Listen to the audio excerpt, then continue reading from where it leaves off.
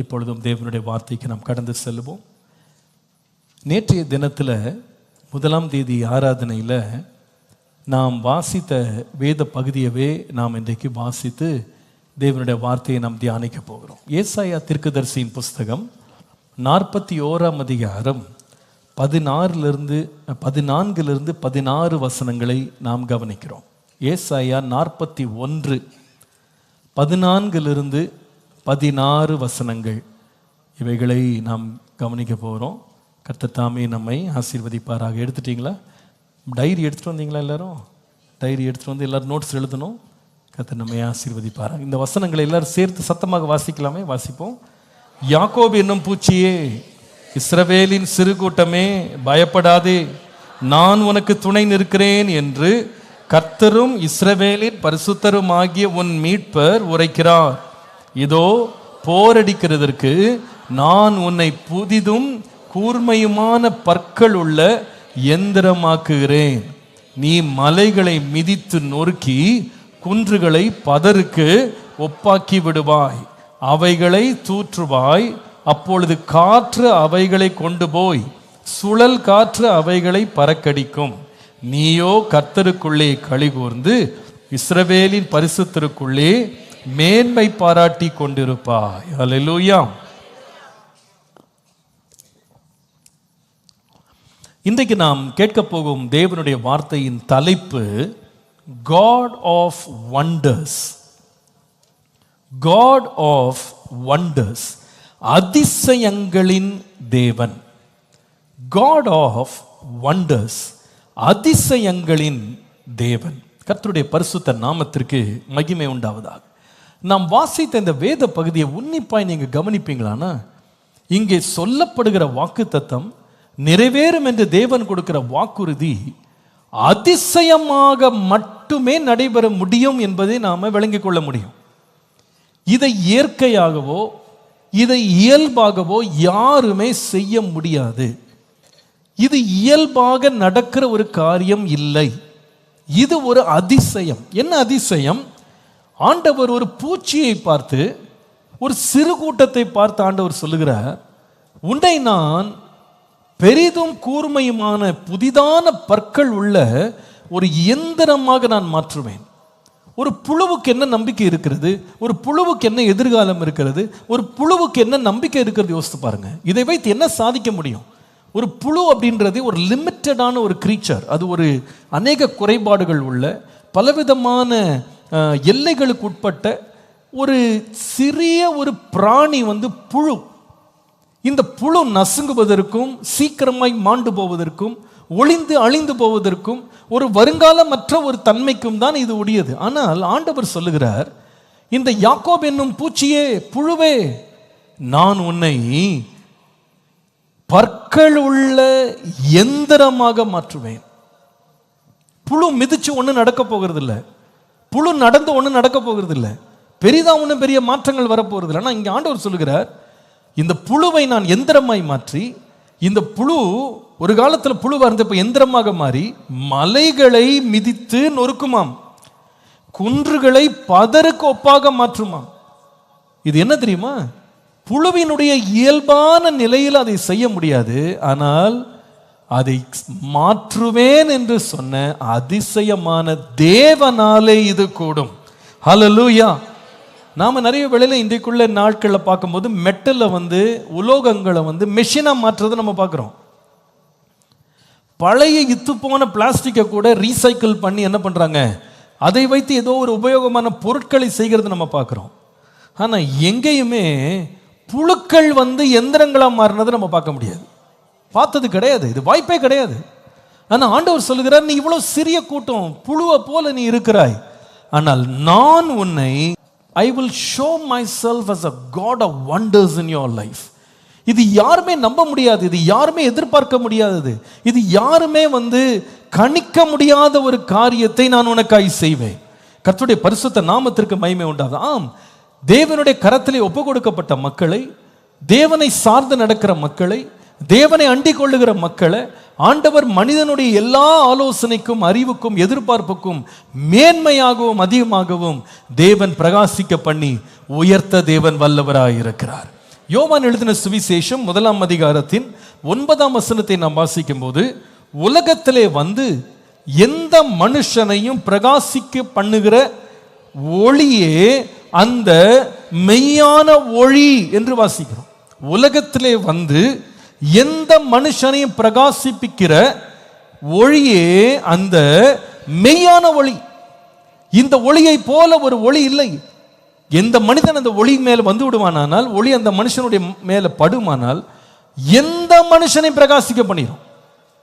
அதை விதிவிலக்கு என்று யாருமே கிடையாது. எந்த மனுஷனை மாற்ற மறுரூபப்படுத்த அந்த மெய்யான ஒளியினாலே முடியும்.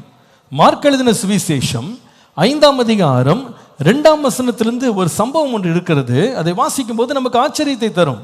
இயேசு படகிலிருந்து இறங்கி வந்து அவர் அந்த கடற்கரை அந்த அந்த அந்த அந்த கரை ஓரமாய் நடந்து வரும்போது அசுத்த ஆவி பிடித்த ஒரு மனுஷன் இயேசுக்கு எதிர்கொண்டு வருகிறான். இந்த மனுஷனை குறித்து அந்த வசனம் நமக்கு 3ஆம் வசனத்தில் சொல்லுகிறது. இந்த மனுஷன் எதிலே குடியிருந்தான்னா, கல்லறைகளை தன் குடியிருப்பாய் மாற்றினான், சங்கிலிகளால் கட்டப்பட்டான். ஆனால் யாருமே அவனை அடக்க முடியல. விலங்கு போட்டு ஒடுக்க முயற்சி பண்றாங்க, யாருமே அவனை கட்டுப்படுத்த முடியல.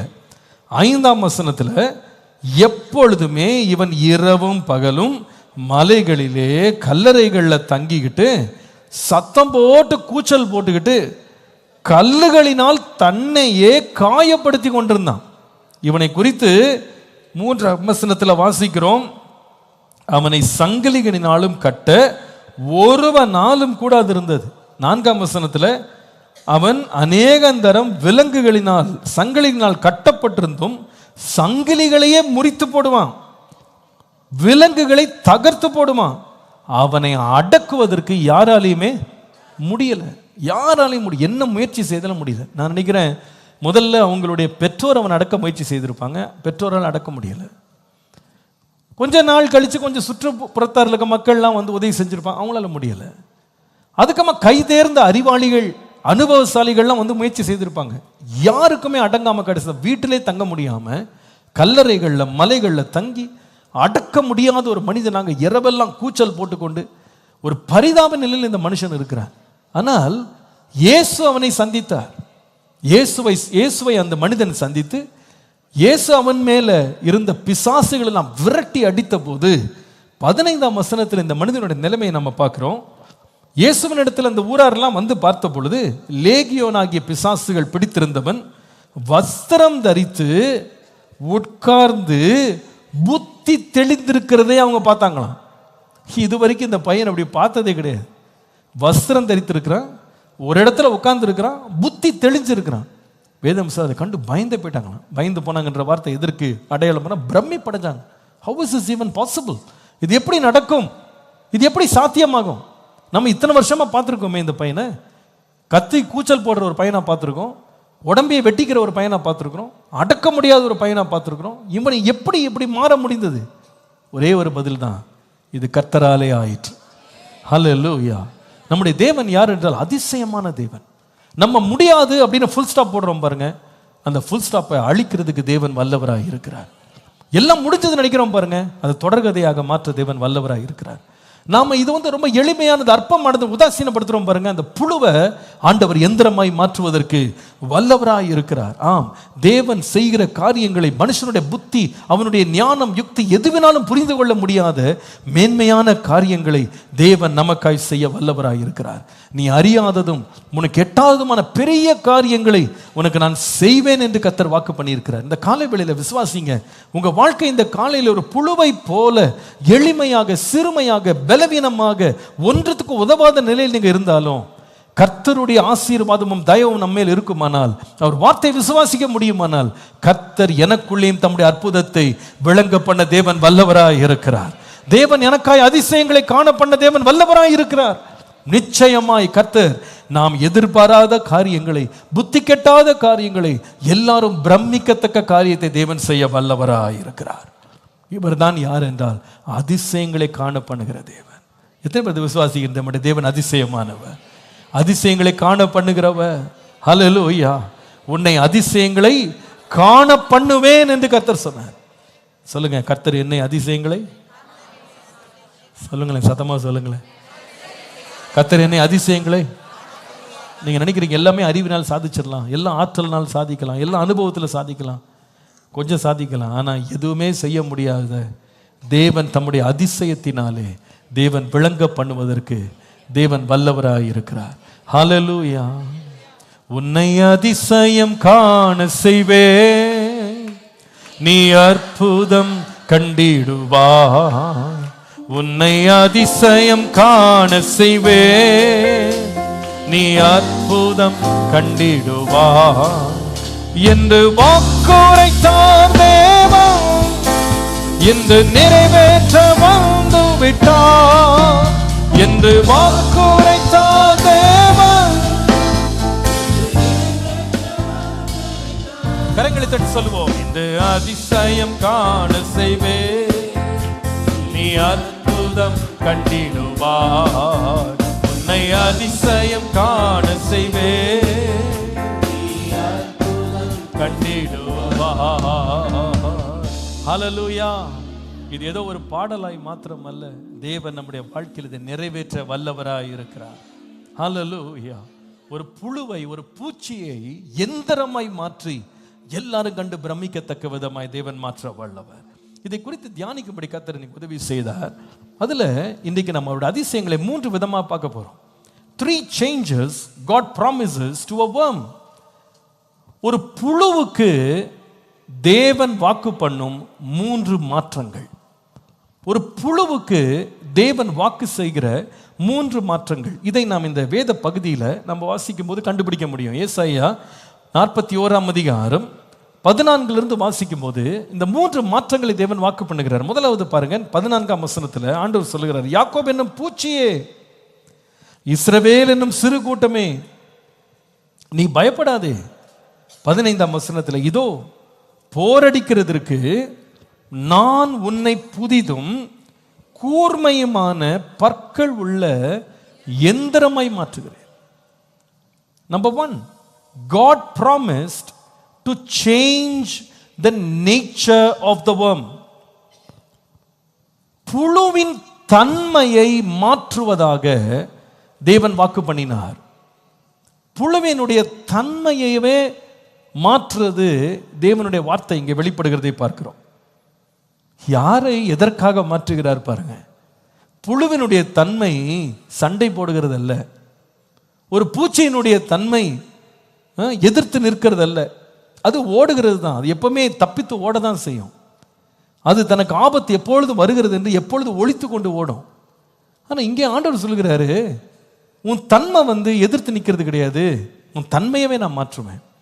இந்த புழுவின் தன்மையில் ஒரு முக்கியமான தன்மை ஒன்று இருக்கு. நீங்கள் உபாகமத்தின் புஸ்தகம் 28ஆம் அதிகாரம் 39ஆம் வசனத்தில் one of the natures of a worm, ஒரு worm உடைய நேச்சுரலான நேச்சர் அதில் போட்டிருக்கு. என்ன போட்டிருக்கு பாருங்க. திராட்சை தோட்டங்களை நட்டி பயிரிட்டாலும் ஆனாலும் திராட்சை ரசம் என்ன பண்ண முடியாது, குடிக்க முடியாது. திராட்சை பழங்களை சேர்க்க முடியாது. ஏன்னா இந்த பூச்சி என்ன பண்ணும், தின்று போடும். A worm by nature is destructive. ஒரு புழு தன்னுடைய இயல்பான தன்மை எப்படிப்பட்டதுன்னு கேட்டா அழிவை உண்டாக்குவதுதான் ஒரு புழுவினுடைய தன்மை. அதை யாரும் கட்டாயப்படுத்த வேண்டியதில்லை, அது யாரையும் வேலை வாங்க வேண்டியதில்லை. புழு வந்தாலே எல்லாவற்றையும் அழித்து போடும். இங்கே போட்டிருக்கு, ஒரு மனுஷன் ரொம்ப நாள் கஷ்டப்பட்டு திராட்சை தோட்டத்தை நட்டி அதை பாவம் தண்ணி ஊற்றி பாதுகாத்து எவ்வளவோ அதை பராமரிக்கிறாரு. இது எல்லாம் இந்த மனுஷன் கஷ்டப்பட்டு செஞ்சிருக்கும். நடுவில் ஒரு புழு உள்ள புகுறது. இந்த உள்ள புழு வந்த உடனே இவ்வளவு கஷ்டப்பட்டு நட்டின இந்த திராட்சை தோட்டத்தில் வந்த அத்தனை பழத்தையும் நாசமாக்கி விட்டு விளைச்சலையே மாத்திருச்சு. எல்லாருமே கன்ஸ்ட்ரக்டிவாக போகணும்னு நினைக்கும் போது இந்த புழுவுடைய தன்மை என்னன்னா டிஸ்ட்ராய் பண்ணுறது. அது ஒரு டிஸ்ட்ரக்டிவான அஜெண்டா. அந்த நேச்சரே ஒரு டிஸ்ட்ரக்டிவான ஒரு நேச்சர். யோனாவின் புஸ்தகம் 4ஆம் அதிகாரம் 7ஆம் வசனத்தில் நேற்றுக்கு இதை நான் மேற்கோள் காட்டினேன். அதில் ஒரு ஆமணக்கு செடியை ஆண்டவர் யோனாவுக்காக எழும்ப பண்ணினார்.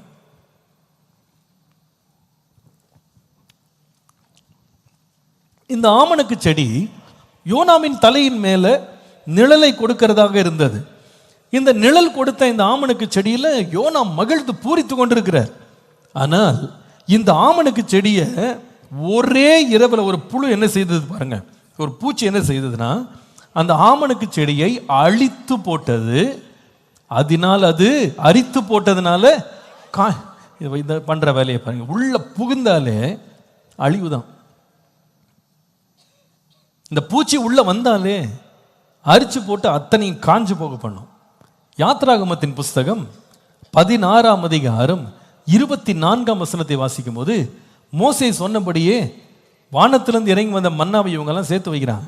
ஆனால் அதை பற்றி வாசிக்கிறோம், அந்த சேர்த்து வைத்த மன்னா நாரவில்லை, அதிலே பூச்சி பிடிக்கவும். அப்போ அர்த்தம் என்னன்னா, இந்த பூச்சி மட்டும் உள்ள வந்துச்சுன்னா அடுத்து என்ன வந்துடும்னா நாற்றம் வந்துடும். பூச்சி வந்தால் நாசமாயிடும், பூச்சி வந்தால் நாரிடும். யோபு 7ஆம் அதிகாரம் 5ஆம் வசனத்தை படித்தா, என் மாம்சம் பூச்சிகளாலும் அடை பற்றின புழுதியினாலும் மூடப்பட்டிருக்கிறது, என் தோல் வெடித்து அருவருப்பானதுன்னு சொல்றார். புழு பிடிச்ச ஒரு மனுஷன் அவனுடைய நிலைமை என்னன்னா அருவருப்பு. சில ஆண்டுகளுக்கு முன்பாக ஒரு விசுவாசியை நான் சந்திக்க போயிருந்தேன். அவருக்கு ஒரு இன்ஃபெக்ஷன் வந்திருக்கு. அவர் ஒரு இடத்துல போய் காலை இரும்பில் வெட்டிட்டாரு. அது பட்ட அந்த இரும்பை யாருமே சட்டை பண்ணலை, அவரும் சட்டை பண்ணலை, வீட்டில் யாருமே கண்டுகொள்ளலை. அந்த டெட்டனஸ் ஊசி போடாமல் அப்படியே விட்டுட்டாங்க. ஃபுல்லாக அந்த கால் எல்லாம் அவருக்கு அப்படியே இன்ஃபெக்ட் ஆகி ரொம்ப மோசமான நிலைமைக்கு போயிடுச்சு. ஒரு கட்டத்தில் அவரை எதுவுமே செய்ய முடியாத அளவு போயிட்டாங்க. அவரை சந்திக்க போயிருந்தேன். அவரை உள் அறையில் வச்சுருந்தாங்க, பெட்ரூமில். ஆனால் நான் வாசலில் உள்ளே பிரவேசிக்கிறேன். அந்த அந்த கேட்டில் அவருடைய துர்நாற்றம் வெளியே தெரியுது. அவ்வளோ பயங்கரமான நிலையில் அவர் இருந்தார். உள்ளே போய் பார்த்தா அவருடைய பிள்ளைகள் சொல்கிறாங்க, கட்டு போட்டிருக்கோம், கட்டை திறந்தால் புழு வெளியே வரும்னு சொல்கிறாங்க. அவ்வளோ பயங்கரமாக அவர் இருந்தார். ஐயோ, அவருடைய நிலைமையே மோசமாகி விட்டது. ஒரு மனுஷன் புழுக்களால் பாதிக்கப்பட்டான் அப்படின்னா எவ்வளோ பயங்கரம் அப்படின்னு கேட்டால், அவனுடைய அழகான சரீரம், அவனுடைய அழகான சருமம் வெடித்து நாசமாயிடும். அதான் அவர் போட்டிருக்காரு, என் மாம்சம் பூச்சிகளாலும் அடைபற்றின புழுதினாலும் மூடப்பட்டிருக்கு, என் தோல் வெடித்து அருவருப்பாயிட்டுன்ற. இந்த பூச்சி பண்ணுற வேலையெல்லாம் பார்த்தீங்கன்னா அழகாக இருக்கிறவங்கள அருவருப்பாக்கி விட்டுரும், வளர்ந்துட்டு விளைச்சலாக இருக்கிறத நஷ்டமாக்கி விட்டுரும், நல்ல வாசமாக இருக்கிறத நார பண்ணிடும். இது எல்லாமே பார்த்தீங்கன்னா பூச்சி புழுவினுடைய ஒரு வேலை. யாக்கோபு என்னும் பூச்சியே, யாக்கோபு என்னும் புழுவே அப்படின்னு ஆண்டவர் கூப்பிடும்போது அந்த புழுவை பார்த்து நாசம் பண்ணுகிற, கெடுக்கிற, எல்லாவற்றையும் அழித்து எல்லாவற்றையும் அழுக பண்ணுகிற ஒரு சுபாவம், தன்மை உள்ள ஒரு புழுவை பார்த்து ஆண்டவர் சொல்லுகிறாரு, நான் உனக்கு ஒரு வாக்குறுதி கொடுக்கிறேன், உன்னை எப்படி மாற்றுவேன் என்றால், அழிக்கிற ஒரு கருவியாக, எல்லாவற்றையும் கெடுக்கிற தன்மை உள்ள உன்னுடைய தன்மையை நான் எப்படி மாற்றுவேன் என்றால், உன்னை போரடிக்கிற எந்திரமாக நான் மாற்றுவேன். ஹல்லேலூயா. எல்லாவற்றையும் கெடுக்கிற உன் வாழ்க்கையில ஆண்டவர் உன்னையும் பிரயோஜனம் உள்ள ஒரு கருவியாய் மாற்ற வல்லவர். ஆண்டவர் ஒரு மனுஷனுடைய லைஃபை தொடும்போது பிரயோஜனம் இல்லாதவர்களையும் பிரயோஜனம் உள்ளவர்களாய் மாற்ற வல்லவர். எதை செய்தாலும் நஷ்டம், எதை செய்தாலும் நாசம், எல்லாமே என் கையில் வாய்க்கவில்லை, எல்லாமே கெட்டு போகிறது என்ற நிலைமையில் நீங்க இருக்கிறீங்களா? இன்றைக்கு காலையில் தேவனுடைய அதிசயம் உங்கள் வாழ்க்கையை தொடுமானால் என்னால் தைரியமாய் நிச்சயமாய் சொல்ல முடியும், என் தேவன் அழிவுக்கு நியமிக்கப்பட்டவர்களையும் தம்முடைய அதிசயத்தினாலே வாழ்வழித்து வாழ்வு தருகிறவர்களாய் மாற்ற தேவன் வல்லவர். ஹல்லேலூயா. இந்த காரியத்தை பவுல் தன்னுடைய வாழ்க்கையிலே அனுபவித்தார். 1 தீமோத்தேயு 1ஆம் அதிகாரம் 12ஆம் வசனத்தை பாருங்கள். என்னை பலப்படுத்துகிற நம்முடைய கர்த்தராகிய இயேசு கிறிஸ்து என்னை உண்மை உள்ளவன் என்று எண்ணி இந்த ஊழியத்திற்கு ஏற்படுத்தினபடியால் அவரை ஸ்தோத்திரிக்கிறேன். முன்னே எப்படி இருந்தேன்னு பாருங்க. அவர் சொல்றாரு, அவர் தன்னுடைய வாழ்க்கை பற்றி சொல்ற, முன்னே நான் எப்படி இருந்தேன்? தூஷிக்கிறவனா இருந்தேன், துன்பப்படுத்துகிறவனா இருந்தேன், கொடுமை செய்கிறவனா இருந்தேன். இப்படிப்பட்ட லைஃப். ஆனா 14ஆம் வசனத்தில் அவர் சொல்லுகிறாரு, நம்முடைய கர்த்தரின் கிருபை கிறிஸ்து இயேசுவின் மேலுள்ள விசுவாசத்தோடும் அன்போடும் கூட என்னிடத்தில் பரிபூர்ணமாய். இவருடைய லைஃப் வந்து, அந்த பழைய லைஃப்பை நீங்கள் பார்த்தீங்கன்னா, நத்திங் கிரியேட்டிவ், நத்திங் யூஸ்ஃபுல், எல்லாமே டிஸ்ட்ரக்டிவ் லைஃப். ஒரு டாக்ஸிக் பர்சன் இவர். எங்கே வந்தாலும் இவரை பார்த்து எல்லாம் பயப்படுவாங்க, எல்லாரும் அஞ்சுவாங்க, ஓடுவாங்க, ஒளிவாங்க. Nothing useful comes out of him. அவரை விட்டு எந்த பிரயோஜனமானது வராது. எங்கே போனாருன்னா யாருக்காவது அடி உத, யாருக்காவது ஒரு துன்பம், வேதனை, ஒரு நஷ்டம், அழிவு, இப்படியே தான் அவர் லைஃப்பை வந்து ஒரு நேச்சராகவே மாறிடுச்சு. செகண்ட் நேச்சர்னு சொல்லுவாங்க. அது அவங்களுடைய தன்மை. போனாலே சில பேர் சொல்லுவாங்க பாருங்க, நல்லா போயிட்டுதுங்க, இவர் வந்து 2 வார்த்தை பேசினார், எல்லாமே குழப்பமாக போச்சு. அமைதியாக போன குடும்பத்தில் 2 வார்த்தை பேசினாங்க, குடும்பமே 2ஆ போச்சு. இவர் செய்த ஒரு செய்கையினால எல்லாம் நல்ல காரியம் எல்லாம் நின்று போச்சு. இது சில பேருடைய தன்மை. அது வந்து அவங்களுடைய ஜென்ம சுபாவம். அது அவங்க நல்லது செய்கிறதே அவங்களுக்கு முடியாமல் இருக்கு. அவர் சொல்கிற, பவுல் சொல்கிறது போல, நன்மை செய்யணும்னு ஆசைப்படுறேன், நன்மை செய்கிறது தான் என்கிட்ட இல்லை. எந்த தீமையை செய்யக்கூடாதுன்னு நினைக்கிறேன்னா அதே தான் நான் செய்கிறேன். அது ஒரு நேச்சர். இந்த புழுவுடைய நேச்சர் என்னன்னு கேட்டிங்கன்னா, எதை நீங்கள் அதுகிட்ட ஆசையாக கொடுத்தாலும் அது கெடுத்துட்டு தான் வரும். அதை நார பண்ணிட்டு வரும், அதை உடைச்சிட்டு வரும், அதை நொறுக்கிட்டு வரும், அதை பாழாக்கிட்டு நஷ்டப்படுத்திட்டு தான் வரும். சில பேருடைய லைஃப்பில் நீங்கள் சொல்லலாம், பாஸ்டர் எனக்கு எத்தனையோ பேர் எனக்கு நன்மை செஞ்சாங்க, எவ்வளவோ உதவி செய்யணும்னு ட்ரை பண்ணாங்க, ஆனால் யார் என்னை தூக்கணும்னு நினச்சா கூட என்னால் ப்ராஸ்பரே பண்ண முடியல. யாருடைய ஆலோசனையும் உதவியும் ஒத்தாசையும் எனக்கு வேலையே செய்யலை. சில வேளையில் சில பேரை பார்த்து பெற்றோர் சொல்லுவாங்க, என்ன தெரியுமா, உனக்கு நான் கொடுத்துருந்ததெல்லாம் வேற யாருக்கா கொடுத்துருந்தா எங்கேயோ போயிருப்பாங்க அவங்க. உனக்கு கிடைத்த வாய்ப்புகள்லாம் வேற யாருக்கா கிடைச்சிருந்தா லைஃப்பை எப்படியோ பில்ட் பண்ணியிருப்பாங்க. அப்போ அத்தனை நன்மைகள் அவளுக்கு வந்தது, ஆனால் அத்தனை என்ன பண்ணாங்க, அழிச்சு போட்டாங்க. ஏசாவை பாருங்க, அவன் பிறந்த போதே அவனுக்கு நன்மை கிடைச்சது. பிறக்கிறதுக்குன்னே அவனுக்கு கிடைச்ச பாக்கியம் சேஷ்டபுத்திர பாகம். ஒரு கப்பு கூழுக்காக சேஷ்டபுத்திர பாகத்தை வித்து போட்டான் பாருங்க. என்ன பயங்கரம் அவன் லைஃப்ல. ஆண்டவராக இயற்கையாகவே அவனுக்கு கொடுத்த நன்மையை கூட அவன் வந்து அனுபவிக்கல, அதை வேஸ்ட் பண்றான். Is a waster. பின்பு வந்து அழுதானான், பின்பு வந்து முறையிட்டான், ஆனால் ஒன்றுமே அவனுக்கு திரும்ப கிடைக்கல. போனது போனது தான். நம்முடைய லைஃப்பில் அப்படி இருக்கலாம். ஆனால் நான் உங்களுக்கு அன்பாக சொல்லுவேன், இந்த காலை வேளையில், பாஸ்டர் நான் எதை செய்தாலும் வாய்க்கலை, எதுவுமே முன்னேறலை, எவ்வளவோ எனக்கு இன்வெஸ்ட்மெண்ட், எவ்வளவோ செலவு, எவ்வளவோ டைம், நிறைய பேர் என் லைஃப்பில் இன்வெஸ்ட் பண்ணுறாங்க, பட் நத்திங் ஒர்க்ஸ். என்னுடைய வயல் நிலம் வெறுமையாக இருக்கு, காய்ந்து போனதாக இருக்கு. நடுறேன், ஆனால் முடிவை பார்த்தா திராட்சை ரசம் குடிக்க முடியலை, பழங்களை வந்து என்னால் ஹார்வெஸ்ட் பண்ண முடியலை.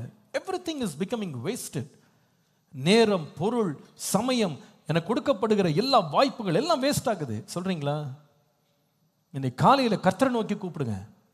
ஆண்டவரே, என் வாழ்க்கை ஒரு புழுவை மாதிரி இருக்கு, நான் எதில் போய் சேர்ந்தாலும் எதை செய்தாலும் எல்லாமே ஒன்றுமே சித்தி வர மாட்டேங்கிறது, ஒன்று வாய்க்க மாட்டேங்கிறது. இந்த கர்த்தரை பார்த்து கதறுங்க, ஆண்டவரே புழுவை போல் இருக்கிற என்ன பற்கள் உள்ள எந்திரமாக மாற்றுங்கப்பா, எந்திரமாக மாற்றுங்க ஆண்டவரே, எந்திரமாக மாற்றுங்க ஆண்டவரே, அநேகருக்கு பிரயோஜனம் உள்ள ஒரு கருவியாக மாற்றுங்க. இன்னைக்கு சில பேரோட லைஃப்பை பற்றி சில பேர் சொல்றதை நான் கேட்டிருக்கேன். எத்தனை ஆயிரம் எத்தனை லட்சங்கள் அவர் சம்பாதிச்சாரு, அத்தனையும் குடிச்சு அழிச்சு போட்டாரு. எத்தனை அருமையான ஒரு ஆரம்பம் கர்த்தர் கொடுத்தாரு, புத்தீனமான முடிவுகளால எல்லாத்தையும் நாசம் பண்ணிட்டாங்க. எல்லாமே கெட்டு போனது, எல்லாமே நாரி போனது. இன்னைக்கு ஆண்டவற்றை முறையிட்டு பாருங்க, ஆண்டவரே நீங்க என் வாழ்க்கையில் அதிசயத்தை காண பண்ணுங்க, என் வாழ்க்கையை திரும்பவும் மறுமலர செய்யுங்க. அங்க சொல்றாரு பாருங்க, யாக்கோபு என்னும் பூச்சியே, இஸ்ரவேல் என்னும் சிறு கூட்டமே, நீ பயப்படாத, புழுவாக இருக்கிற உன்னையும் தேவன் ஒரு நல்ல எந்திரமாய் மாற்ற தேவன் வல்லவர். ஹல்லேலூயா. உங்களுக்கு தெரியும், இந்த சவுல் ஆகிய பவுலோட லைஃப்பை படிச்சீங்கன்னா, இந்த அசோசியேட் பண்ண எல்லாமே யாருக்கோ வேதனை கொடுக்கறது தான் இருக்கும். ஏற்கனவே நம்ம சொன்னோம், அவர் தன்னுடைய சொந்த வாயினாலேயே அவர் சொல்லுகிறாரு, தூஷிக்கிறவன், துன்பப்படுத்துகிறவன், கொடுமை செய்கிறவன் அப்படின்னு சொன்னார். அப்போஸ்தலர் நடபடிகள் 7ஆம் அதிகாரம் 57லேருந்து 59 வசனங்களை படிச்சீங்கன்னா என்ன சம்பவம் பார்த்தீங்கன்னா, அங்கே ஸ்தேவான் அப்படின்ற தேவ மனுஷன் பிரசங்கம் பண்றாரு. தெரு பிரசங்கம் நடந்துட்டு இருக்கு. பிரசங்கம் பண்ணிட்டு இருக்கும்போது வேதம் சொல்லுகிறது, எல்லாரும் ஒருமனப்பட்டு அவனை கல்லெறியணும்னு சொல்லி கல் எடுத்து எரியறதுக்கு ரெடி ஆனாங்களாம். அப்ப நடந்தது என்னன்னு பாருங்க. 58ஆம் வசனத்துல, சாட்சிக்காரர் தங்கள் வஸ்திரங்களை கழற்றி சவுல் எனப்பட்ட ஒரு வாலிபனுடைய பாதத்தருகே வைத்தார்கள். பாருங்க, எத்தனையோ பேர் அங்க இருந்திருப்பான். ஆனா துன்மார்க்கம் பண்றதுக்கு, அக்கிரமம் பண்றதுக்கு துணியை எங்க கொண்டு வச்சான்னா யாருக்கிட்ட? ஆமா, வாலிப வயசுல தெரியும் இவன்கிட்ட வச்சா இவன் அக்கிரமம் பண்றதுக்கு எல்லாம் பத்திரமா நம்மளை பாதுகாத்துக்குவான். எப்படி நம்பினாங்க பாருங்க, அவனை எப்படி அடையாளப்படுத்தினாங்க பாருங்க. அவனுடைய தன்மை is nature by nature by default ஒரு டிஸ்ட்ரக்டிவான ஒரு ஃபோர்ஸ், ஒரு டேமேஜிங் ஆட்டிடியூட், ஒரு டீவியன்ட் ஆட்டிடியூட் இவனோட லைஃப்ல இருந்தது. ஆரம்பம் உங்க வாழ்க்கையில் அற்பமாக இருக்கலாம், இந்த மாதிரி பெரிய அழிவை உண்டு பண்ணுகிறதா இருக்கலாம். சில பேர் பாருங்க, நீங்க தைரியமா சொல்ல முடியும், நீங்க நிச்சயமா சொல்ல முடியும். நீங்க உண்மையா நீங்க ரொம்ப நம்ம கரெக்டா நீங்க நிதானிச்சீங்கன்னா சில பேர் சொல்லுவீங்க, இந்த அழிவு வேற யாருனாலையும் வரல, என்னால தான் வந்தது. இந்த சமாதான கேடு என்னால தான் வந்தது. இந்த பிரிவினை என்னால தான் வந்தது. சில பேர் சொல்லுவீங்க, வாய் தான் பாஸ்டர், வாய் சும்மா இருக்காது. சில பேர் சொல்றதை கேட்டுருக்கேன், பாஸ்டர் அந்த பக்கமே போக விடாதீங்க, நான் போல அந்த பக்கம் ஏதாவது பேசிவிடுவேன். என்ன நம்பிக்கை பாருங்க அவங்கள பத்தி, ஏதாவது பேசிவிடுவாங்களாம். பேசிவிட்டு எதாவது என்ன பண்ணிடுவேன், வம்ப விலைக்கு வாங்கிட்டு அவங்கள பற்றியே நம்ப மாட்டேங்கிறாங்க. என்ன விட்டுறாதீங்க. சில பேர் சொல்கிறாங்க, நான் இருக்கிறதே கிடையாது, பொதுவாக எங்கேயாவது போயிடுறேன். ஏன் இருந்தேன்னா ஒரு வார்த்தை சொன்னால் என்ன செய்வேன்னு எனக்கே தெரியாது, மிருகமாக மாறிடுவேன். ஆமாம், தன்மை உள்ள இருக்கு, ஒரு பொல்லாத குணம், தங்களையே நம்ப முடியல, யாரும் அவங்கள நம்ப முடியல. ஆனால் தேவன் சொல்லுகிறாரு, புழுவே நீ பயப்படாதே, நான் மாத்திரம் வாழ்க்கையில் கிரியை செய்வானால் இந்த பொல்லாத தன்மையவே நான் மாற்றுவேன். அழிக்கிற உன்னை அநேகருக்கு பயனுள்ள ஒரு கருவியாய் நான் மாற்றுவேன்.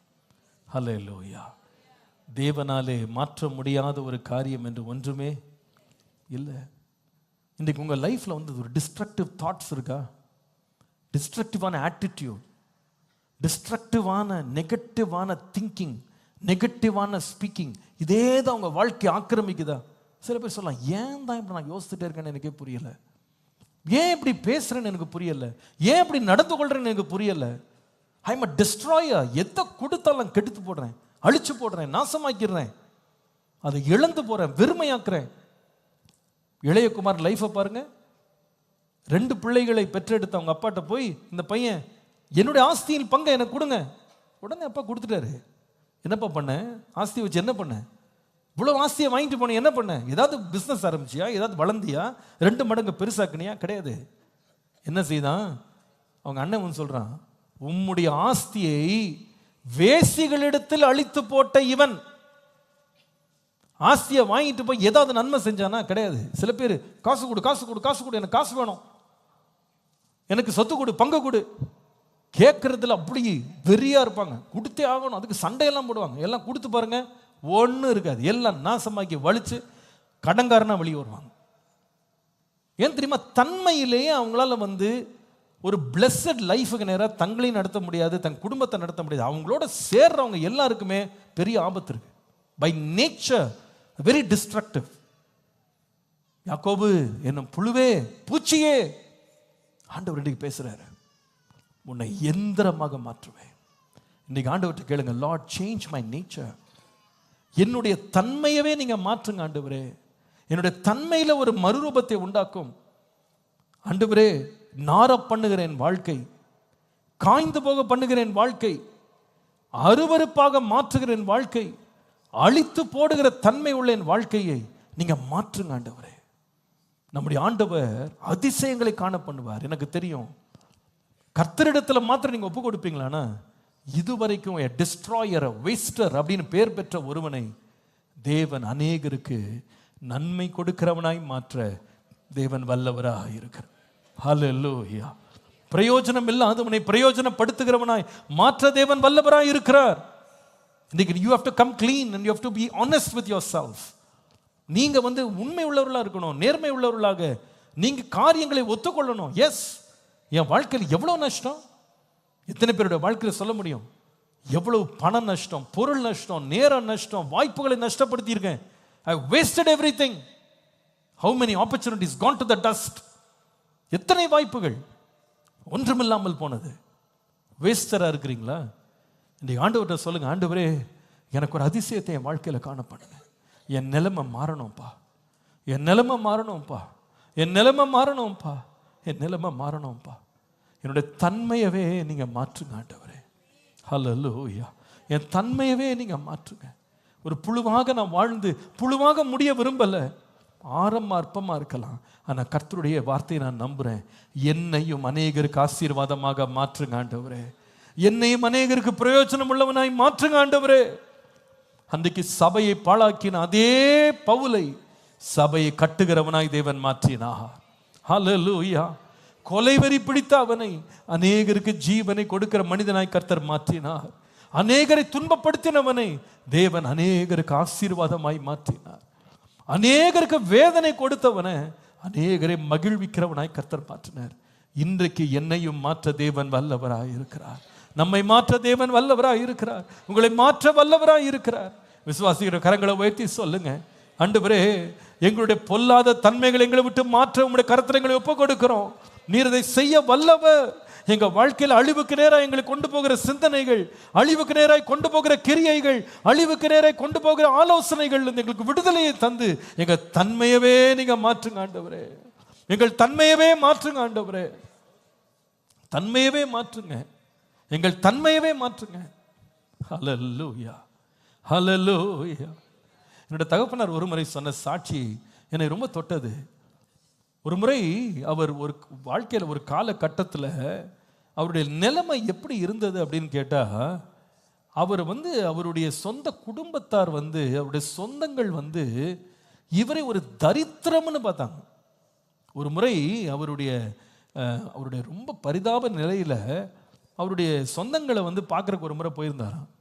அப்போ அந்த சொந்தக்கார அம்மா எங்கள் அப்பா ரோட்டில் அந்த வீட்டு வாசலில் தெருவிலே நிற்க வச்சு பேசிகிட்டே இருந்தாங்களாம். உள்ளே கூப்பிடலையாம். ஏன்னா அந்த ஊரில் என்ன பேசிட்டாங்கன்னா, இவனுங்க நம்ம வீட்டில் கால் வச்சா தரித்திரம் தான் நமக்கும் பிடிக்கும் அப்படின்னு பேசிட்டேன். சமீபத்தில் ஒரு 2 வாரத்துக்கு முன்னால் ஒரு வீடு கட்ட வேண்டும் என்று சொல்லி அவங்க என்னை ஜபிக்கிறதுக்கு அந்த ஃபவுண்டேஷன் போடுற கூப்பிட்டுருந்தாங்க. அப்போ நான் போய் ஜபிக்க வந்தபோது அந்த விசுவாசியை ரொம்ப வருஷமாக இங்கே வர்றாரு. அவர் சொல்கிறார், சாட்சியில் சொல்கிறாரு, பாஸ்டர் உங்கள் அப்பா எங்கள் வீட்டுக்கு முதல் முறை வந்தார். அப்போ நாங்கள் ஒன்றுமே இல்லாமல் இருந்தோம். அவர் ஜோம் பண்ணார் பாஸ்டர். அடுத்த வருஷத்தில் நான் ஒரு நிலம் வாங்கிட்டேன். அதுக்கப்புறமா நிலத்துக்கு ஜோம் பண்ண கூப்பிட்டேன். அவர் கால் வச்சு ஜோம் பண்ணார். அடுத்த வருஷம் வீடு கட்டிட்டேன். வீடு பிரதிஷ்டைக்கு வந்தார். சுற்றி பார்த்தாரு, இதே ஆண்டு உங்களுக்கு கொடுப்பாருன்னு சொன்னார். அடுத்த வருஷம் பக்கத்தில் வாங்கிட்டேன்.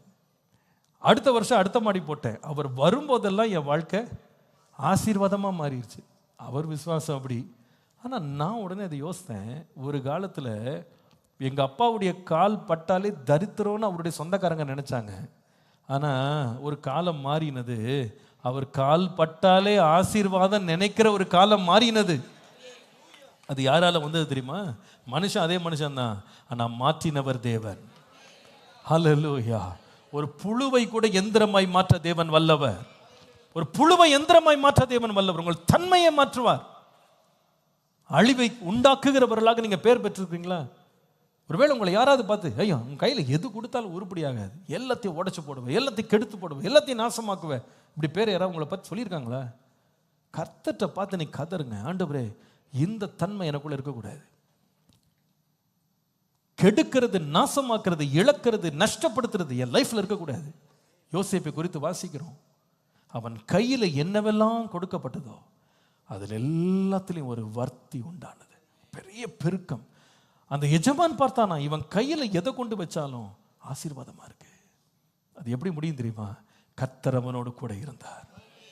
இந்த காலில் விசுவாசிங்க, ஆண்டவரை என் கையில் எதை கொடுத்தாலும் அதை வர்த்திக்க பண்ணுறதுக்கு ஒரு பெரிய ஆசீர்வாதம் என் தன்மையாகவே மாறட்டும் ஆண்டவரே. ஆண்டவர் ஆபிரகாமை பார்த்து சொன்னார், நீ கால் மிதிக்கிற தேசத்தை நான் உனக்கு தருவேன். கர்த்தர் தருவாருங்க, நம்முடைய தன்மையை மாற்றுவார். நம்ம போகிற இடத்தை நமக்காக கர்த்தர் ஆசீர்வாதமாய் மாற்றிடுவார். ஹல்லேலூயா. எத்தனை பேர் இதை விசுவாசிக்கிறீங்க? சில பேர் என்கிட்ட வந்து கேட்குறாங்க, பாஸ்டர் நாங்கள் இந்த வீட்டில் தங்கி இருக்கிறோம், இந்த வீடு எங்களுக்கு ஆசீர்வாதமாகவே இல்லை பாஸ்டர், ரொம்ப பிரச்சனையாக இருக்குது. எங்கள் சொந்தக்காரங்களாம் சொல்கிறாங்க, இவ்வளோ நஷ்டம், இவ்வளோ பிரச்சனை, இவ்வளோ போராட்டம் வருது, இது வீட்டுனால தான் வருதுன்னு. வீடை மாற்றிட்டீங்கன்னா எல்லாமே சரியாயிடும்னு சொல்கிறாங்க. நீங்கள் என்ன சொல்கிறீங்க பாஸ்டர்? நான் வீடை மாற்றட்டுமா? நான் விசுவாசிக்கிறேன், நம்முடைய தேவன் வாஸ்து தேவன் இல்லை, நம்முடைய தேவன் வாய்க்கப்படுகிற தேவன். நான் அவங்ககிட்ட சொல்கிறது, ஏம்மா நீ என்னம்மா பைபிளை விசுவாசிக்கிற? வேதம் நமக்கு என்ன சொல்லுது? நீ கால் மிதிக்கிற தேசத்தை நான் உனக்கு தருவேன்னு ஆண்டவர் சொல்லுகிறார் இல்லையா? நீ கையிட்டு செய்கிற ஒவ்வொன்றையும் ஆசீர்வதிப்பேன்னு கர்த்தர் சொல்றார். நம்ம போறதுனால அந்த இடம் ஆசீர்வதிக்கப்படும்னு நீங்க விசுவாசிங்க. கர்த்தர் நம்முடைய கால் வைக்கிற இடத்தை ஆசீர்வாதமாய் மாற்றுவார் நீங்க விசுவாசிங்க. அப்ப நீங்க என்ன சொல்ல வர்றீங்க? இடத்தை மாத்தினா நான் ஆசீர்வாதமா இருப்பேன்னா அப்ப இந்த இடத்துக்குள்ள வர்றதுக்கு ஆண்டவர் பயப்படுறாரா? ஆண்டவருக்கு என்ன பயமா இங்கே உள்ள வந்து ஆசீர்வதிக்கிறதுக்கு? வேற இடம் போனா நான் இந்த அட்ரஸ் வரமாட்டேன்பா, நீ வேற ஊருக்கு வா, உன்னை ஆசீர்வதிக்கிறேன்னு கர்த்தர் சொல்றதுக்கு என்ன இருக்கு? பூமி மது நிறைவும் கர்த்தருடையது. நீங்க கர்த்தர்ட்ட கேளுங்க, நான் இருக்கிற இடத்தையே எனக்கு ஆசீர்வாதமாய் மாற்றித்தார். அதுக்கு என்ன மாறணும்? என் தன்மை மாறணும். புழுவே, உன்னை நான் பற்கள் உள்ள எந்திரமாய் மாற்றுவேன், பற்கள் உள்ள எந்திரமாய் மாற்றுவேன். இன்னைக்கு உங்களுக்கு ஒரு வார்த்தை, இன்னைக்கு நிறைய பேருக்கு ஒரு ப்ராஃபெட்டிக் வேர்ட், நீங்க இது முடியாதுன்னு நினைச்சு உட்காந்துருக்கீங்க. இது எனக்கு என்னமோ என்ன குழப்படி பண்ணுது. நான் சொல்லுவேன், ஆண்டவர் என் தன்மையை மாற்றும், எனக்கு ஒரு ஞானத்தை கொடுங்க, எனக்கு ஒரு அறிவை கொடுங்க, எனக்கு ஒரு புத்தியை கொடுங்க, எனக்கு ஒரு என்னுடைய கையினால காரியங்கள் சித்தி பெறதுக்கு உதவி செய்யுங்க. அவன் செய்வது எல்லாம் வாய்க்கும்னு போட்டிருக்கு. நான் எதை செய்தாலும் வாய்க்கத்தக்கதாக என்னோட தன்மையவே நீங்க மாற்றுங்க ஆண்டவரே. ஹல்லேலூயா. என் தன்மையவே நீங்க மாற்றுங்க. அழித்து கொண்டிருக்கிற, கெடுத்து கொண்டிருக்கிற, நஷ்டப்படுத்தி கொண்டிருக்கிற என் தன்மை மாறி என் கையில் வாய்க்கிற எல்லா காரியமும் நன்மை பெறவும் வளரவும் பெருகவும் கர்த்தர் என்னை ஆசீர்வதிக்க உம்முடைய கரத்தில் என்னை ஒப்பு கொடுக்கிறேன் ஆண்டவரே. கர்த்தர் செய்வார்னு விசுவாசிக்கிறோம். ஆமென் சொல்லுங்க. கர்த்தர் உங்கள் கரங்களை ஆசீர்வதிக்க வல்லவர், உங்கள் தன்மை ஆசீர்வதிக்க வல்லவர், உங்கள் எண்ணங்களை மாற்ற தேவன் வல்லவர், உங்களுக்கு காரிய சித்தி உள்ள எண்ணத்தை தர தேவன் வல்லவர். God can make you smart. நீ இருக்கிற இடத்திலே கர்த்தர் உன்னை ஆசீர்வாதமாய் மாற்றுவார். உன் கையை தேவன் ஆசீர்வாதமாய் மாற்றுவார், உன் தன்மையவே ஆசீர்வாதமாய் மாற்றுவார். நீ நஷ்டப்பட்டு கொண்டிருக்கிற உன்னை, அழிவுக்கு நேராய் போய் கொண்டிருக்கிற உன் பாதைகளை தேவன் திருப்ப தேவன் வல்லவர். ஆண்டவரே, அப்படிப்பட்ட ஆலோசனைகளால் என்னை நிரப்புங்க, அப்படிப்பட்ட எண்ணங்களால் என்னை நிரப்புங்க, அப்படிப்பட்ட சுபாவத்தினால் என்னை நிரப்புங்க. என் வாயின் வார்த்தைகள் கெடுக்கிறவைகளாய் அல்ல, உருவாக்குகிறதா இருக்கணும், கட்டுகிறதா இருக்கணும், சமாதானம் பண்ணுகிறதா இருக்கணும். இன்னைக்கு சில பேர் சொல்ல முடியுது பாருங்க, என்னதான் எத்தனையோ வருஷம் விசுவாசியா இருந்தாலும் 2 வார்த்தை பேசினா போதுங்க எல்லா சமாதானம் வெளியே ஓடிடும். இதுதான் நிறைய பேருடைய சாட்சி. 2 வார்த்தை பேசினா போதும் சண்டை மூண்டுறோம். இது இல்லை, இது புழு.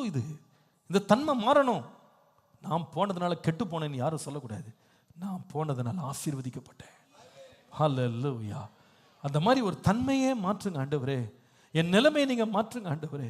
கர்த்தர் நம்மை ஆசீர்வதிக்க வல்லவர். முதலாவது ஆண்டவர் என்ன ப்ராமிஸ் பண்றாருன்னா, புழுவே உன்னை எந்திரமாய் மாற்றுவேன். அர்த்தம் என்ன? உன்னுடைய தன்மையை மாற்ற தேவன் வாக்கு பண்ணுகிறார். 2வது, அதே பகுதியை திரும்பி படிச்சு பாருங்க, ரொம்ப அழகா இருக்கு. ஏசாயா 41:14, யாக்கோபு என்னும் பூச்சியே, இஸ்ரவேலின் சிறு கூட்டமே, பயப்படாதே. எனக்கு ரொம்ப பிடித்திருந்த அந்த வார்த்தை. நம்ம சில பேரை விலங்குகள் பேர் வச்சு கூட கூப்பிடுவோம். அது சில விலங்குகள் வச்சு கூப்பிட்டா சில பேருக்கு ரொம்ப சந்தோஷமா இருக்கும். செல்லமா கூப்பிட கூட சில பேர் விலங்குகள் பேரை, ஏன் மயிலே அப்படின்னா அதுல என்ன இருக்குன்னா, அந்த மயில்ல என்ன இருக்கு? மயில்னா என்னது? ஒரு அழகு இருக்கு இல்லையா? அப்போ நம்ம அழகா இருக்கோம்னு நினைக்கிறாங்க போல இருக்கு. மானே அப்படின்னு கூப்பிடுவாங்க. அப்படின்னு கூப்பிடுறது அது ஒரு செல்ல பெயரா இருக்கு. ஆனா சில வீடுகளில் வேற மாதிரி பேர் வச்சு கூப்பிடுவாங்க இல்லையா? முன்னால் அப்பா இருக்கும்போது குழந்தை பிரதிஷ்டை நடக்கும். அப்போ அந்த குழந்தைக்கு 3 பேர்லாம் வச்சிருப்பாங்க. அப்போ அப்பா சொல்லுவாங்க, நான் 3 பேர் கொடுத்துருக்கீங்க, 3 பேர் வச்சிடுறேன், இதில் எந்த பேரை கூட போறீங்கன்னு. எந்த பேரை கூட போறீங்க? சில வேளை வேடிக்கையாக இருக்கும், 3 பேர் பெருசாக, அதுக்கு ஒரு பெரிய சண்டை அந்த பேரை வைக்கிறதுக்கு. என்ன அதில் பெரிய போராட்டம். அதான் ஒரு முறை ஒருத்தர் ஒரு கிராமத்து வழியாக போனால் பயங்கர சண்டையாம். கிராமத்தில் பயங்கர, வெளியே ஒரு வழிபோக்கன், அவர் ஸ்ட்ரேஞ்சர், ஒரு போகிற வழியில் சண்டைனா சண்டை. போய் விசாரிச்சாராம், என்னங்க இப்படி சண்டை போடுறீங்க, என்ன பிரச்சனைன்னு. 2 ஒரே வீட்டில் கணவன் மனைவி 2 வீட்டாரும் சேர்ந்து சண்டை போடுறேன். என்னங்க அப்படின்னு சொன்னால் அவங்க சொன்னாங்களாம், ஒன்றும் இல்லை. மாப்பிள்ளை சொல்கிறாராம், எங்கள் பிறந்த பிள்ளைக்கு எங்கள் அப்பா பேரை வைக்கணும்னு நான் சொல்கிறேன், என் மனைவி அவங்க அப்பா பேரை வைக்கணும்னு அவங்க சொல்கிறாங்க, இதில் தான் சண்டை அப்படின்னு. சரி, உங்கள் அப்பா பேர் என்னன்னு கேட்டானா. அப்போ மாப்பிள்ளை சொன்னான்னா, எங்கள் அப்பா பேர் சிவா அப்படின்னு. ஓகே, அம்மாட்ட கேட்டாரான், உங்கள் அப்பா பேர் என்ன? கிருஷ்ணன். இது எதுங்க சண்டை போடுறீங்க, சிவராம கிருஷ்ணன் பேர் வைங்கன்னாராம். அப்போ 2 பேரும் பரவாயில்லையே நல்லா இருக்கு பேருன்னு சொல்லிட்டு கொஞ்ச நேரம் சுதாரிச்சுட்டு, சிவா ஓகே, கிருஷ்ணன் ஓகே, ராமன்றது யார் பேர்? அது என் பேருனாரா. வச்சுக்கோ, இந்த பேரை வைக்கிறதுக்கு அவ்வளோ சண்டை, அவ்வளோ போராட்டம். சில பேர்ல நல்ல பேரெல்லாம் சர்ச்சில் கொண்டு வச்சுட்டு கடைசியில் இந்த பேரை யாருமே கூட மாட்டாங்க. அதுக்கு ஒரு கொஞ்சர பேர் ஒன்று இருக்கும், அதுக்கு வீட்டில் செல்ல பேர் ஒன்று இருக்கும், அது பரவாயில்ல. ஆனால் சில பேர் கூப்பிடும் போதே என்ன தான் கூடுவாங்க, உங்களுக்கே தெரியும். ஏ நாய, ஏ கழுத. சில பேர் ஏங்க எப்படி கூப்பிடுறீங்கடா, பின்ன அவன் பண்ணுறதெல்லாம் எப்படி இருக்கு, அவன் பண்ணுறதெல்லாம் அப்படி பண்ணுறதுனால தான் நான் என்ன பண்ணுறேன். இங்கே பாருங்க, ஆண்டவர் யாக்கோபை எப்படி கூப்பிட்டா, ஏ பூச்சி, ஏ புழு. எத்தனை பேருக்கு சந்தோஷமா இருக்கு பூச்சி புழுன்னு கூப்பிட்டா? என்ன அழகான ஒரு பேர் சொல்லுவோமா? ஐயோ, அந்த பேரே என்னன்னா கேட்கறதுக்கே கஷ்டமா இருக்கும் இல்லையா? சில பேர் ஸ்கூலில் கூட இந்த பேர்லாம் வாங்கி திட்டு வாங்குவாங்க, சில பேர் வீட்டில் திட்டு வாங்குவாங்க. பாருங்க, இங்கே ஆண்டவர் இந்த யாக்கோபை பார்த்து பூச்சியேன்னு கூப்பிடுறாரு. புழுவே, என்ன நிலைமையில் இருந்துச்சுங்க. ஆனால் ஆண்டவர் சொல்லுகிறாரு, பூச்சி புழு என்று பெயர் பெற்ற உன்னை நான் புதிதும் கூர்மையுமான பற்கள் உள்ள எந்திரமாய் மாற்றுவேன். Number 2, God promised to change the name of the worm. இந்த புழுவின் பெயரையே நான் மாற்றுவேன் என்று கர்த்தர் வாக்கு பண்ணினார். பெயரையே மாற்றுவேன், பெயரை மாற்றுவேன், உனக்கு ஒரு புதிய பெயர். புழு கிடையாது, நீ இனிமேல் கூப்பிட்டது எப்படின்னா புழுவே, பூச்சியே. ஆனா உன்னை யாரா மாற்ற போகிறேன்னா புழுவாக அல்ல, பூச்சியாக அல்ல, எந்திரமாக மாற்று. ஹல்லேலூயா. புழு அப்படின்னு ஒருத்தரை கூப்பிட்டாலே அது எதற்கு அடையாளமா இருக்குன்னா அசட்டைக்கு அடையாளமாக இருக்கிறது. சங்கீதம் 22 சங்கீதம் 6 வசனத்துல, நானோ ஒரு புழு, மனுஷன் அல்ல, மனுஷரால் நிந்திக்கப்பட்டும் ஜனங்களால் அவமதிக்கப்பட்டும் இருக்கிறேன் என்று எழுதுறார். நானும் ஒரு புழு. புழுவை என்ன செய்வாங்க அப்படின்னா மனுஷர் நிந்திப்பாங்க, அவமதிப்பாங்க. they have no respect, no regard, no honor. எதுவுமே இல்லாமல் ஒரு பேர் இழந்த, கனம் இழந்த, கௌரவம் இழந்த நிலைமையில இந்த புழு இருக்கிறது, இந்த பூச்சி இருக்கிறது. ஆனா கர்த்தர் சொல்றாரு, இந்த கனம் இழந்த உன்னை நான் கனம் பெற்ற ஒரு எந்திரமாக மாற்றுவேன். சத்துருக்களே பார்த்து நடுங்குவாங்க, அந்த மாதிரி போர் செய்கிற ஒரு எந்திரமாக நான் மாற்றுவேன். அநேகர் கண்டு பயப்படுற அளவுக்கு உன் பேரை நான் பெருமைப்படுத்துவேன். அநேகர் கண்டு நடுங்கும்படி உன் பேரை நான் பிரஸ்தாபப்படுத்துவேன். கர்த்தருடைய பரிசுத்த நாமத்திற்கு மகிமை உண்டாவதாக. நிறைய வேளையில் சில ஆயுதங்களின் பெயர்கள் எல்லாம் நம்ம ஒரு முறை கூட கண்ணால் பார்க்காட்டி கூட காதில் கேட்டு தெரிஞ்சு வச்சிருக்கோம். AK-47 பேர் ஞாபகம் இருக்கா இல்லையா? இந்த 4 எழுத்து எத்தனை பேரை பயமுறுத்துது? ஏன்னா அந்த அந்த துப்பாக்கியை நம்ம கையால் தொட்டது கூட கிடையாது. ஆனால் அந்த பேர் என்ன பண்ணுது? ஓ, எத்தனை பேர் மனசில் ஒரு தைரியத்தை, ஒரு ஒரு பயத்தை கொண்டு வருதுங்க. அப்படிப்பட்ட ஒரு பேர், அதுக்கு ஒரு பேர். இந்த மாதிரி எத்தனையோ ஆயுதங்கள் நிறைய பேர் தெரிஞ்சு வச்சிருப்பாங்க. இந்த ஆயுதங்கள் பெயர்கள் சத்துருக்களை பயமுறுத்தும்.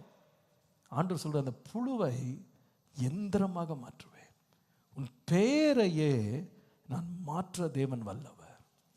2 சாமுவேல் 7ஆம் அதிகாரம் 8-9 வசனங்கள்ல ஆண்டவர் தாவீதுக்கு சொன்ன வார்த்தையை பாருங்கள்.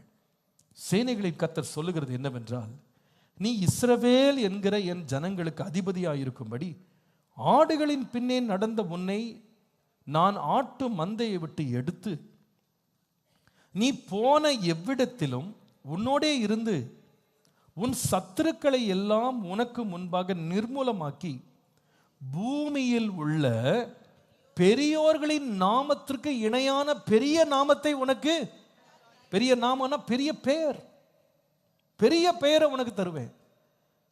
எவ்வளவு அருமையான தேவன் நம்முடைய தேவன். இந்த தாவீதின் பெயரை யாருங்க நினைவு கூர்ந்தா? சொந்த அப்பா நினைவு கூறல. அவன் பேருக்குன்னு ஒரு வேல்யூவே கிடையாது, அவன் பிராண்ட் வேல்யூன்னு ஒண்ணுமே கிடையாது. இன்னும் ஒருவன் இருக்கிறான், அவன் ஆடுகளை மேய்த்து கொண்டிருக்கிறான், பேரையே சொல்லலை. அந்த பேருக்கு ஒரு வேல்யூ கிடையாது. ஆனால் ஆண்டவர் சொல்றாரு, பேரே இல்லாத உன்னை, ஒரு பிராண்ட் வேல்யூவே இல்லாத உன்னை, இந்த உலகத்திலே பெரிய பெயர், பெரிய பிராண்ட் வச்சிருக்கவங்க, அவங்களுக்கு இணையாக நான் உன்னை மாற்றினேன். அப்படி தேவன் ஒரு புழுவை எந்திரமாய் மாற்றுகிற தேவன், பெயரை மாற்றுகிற தேவன் நம்முடைய தேவன். அவரால் செய்ய முடியாத காரியம் ஒன்றுமே இல்லை. ஹல்லேலூயா. நீங்க விசுவாசிங்க, கர்த்தர் நமக்கு ஒரு ஒரு கிராண்ட் ஸ்டாண்ட் பிராண்டை கொடுக்க தேவன் வல்லவர். God can make your name a household name. ஆண்டவர் உங்களுடைய பெயரை பெருமைப்படுத்த தேவன் வல்லவர். ஆபிரகாமை பார்த்து ஆண்டவர் சொன்னார், நீ ஒண்டியா வந்தப்பா கிளம்பி, உன்னை பற்றி யாருக்கும் இங்கே தெரியாது, நீ நாடோடி அந்நியன் பரதேசியா சுற்றி கொண்டிருக்கிற, ஆனால் நான் உன்னை ஆசீர்வதிக்கிறேன், உன் பேரை என்ன செய்வேன், பெருமைப்படுத்துவேன். நீங்க அதை விசுவாசிங்க. கர்த்தர் நம் போகிற இடங்களில் நம்முடைய பேரை பெருமைப்படுத்த தேவன் வல்லவர். ஒரு காலம் யாராலும் அறியப்படாத மக்களை தேவன் அறிய பண்ண வைக்க தேவன் வல்லவர். அந்த அதிசயத்தை கர்த்தருடைய வாழ்க்கையில கர்த்தர் செய்வார். நீங்க விசுவாசிங்க. புழுவையும் எந்திரமாய் மாற்ற தேவன் வல்லவராய் இருக்கிறார். பெரிய கூட்டத்தில் மறக்கப்பட்ட உங்களை, அநேகர் கண்டுகொள்ளாத உங்களை பெரிய பெயரா கர்த்தர் உயர்த்த வல்லவர். உங்களுக்கு தெரியுமா, நிறைய பேர் நம்மளை ரொம்ப அவமானப்படுத்தும் பெயர்களை வைத்து நம்மளை கூப்பிட்டுருக்கலாம். சில வேளையில் நமக்கே எந்த பேரும் புகழும் இருக்கிறது போலவே தெரியாம ஒரு தாழ்மை நிலைமையில் நாமே இருக்கலாம். தாவீது அப்படி இருந்தார். அஃப்கோர்ஸ் தாவீதுடைய பெயரை கூட அவங்க பெற்றோர் சொல்லலை. ஆண்டவர் சொல்றாரு, ஆடு மேய்ச்சிட்டு இருந்தவன் நீனு. அந்த நிலையில் ஆனால் தாவீதை நீங்க பார்த்தீங்கன்னா அவரே தன்னை எப்படி பார்த்தார் தெரியுமா? சவுலுக்கு முன்பாக ஒரு முறை சொல்றாரு, யாரை தேடி ராஜா போனாரு? இந்த செத்த நாய்வா, இந்த தெள்ளு பூச்சியவா, இதையா பார்த்து வந்தீங்க? அப்போ அவர் தன்னுடைய கண்ணில் அவர் தானே எப்படி தான் தெரிஞ்சாரு? ஒரு தெள்ளு பூச்சி, நான் ஒரு சின்ன பூச்சிங்க, நான் ஒன்றும் கிடையாது, நான் வெறும் புழு.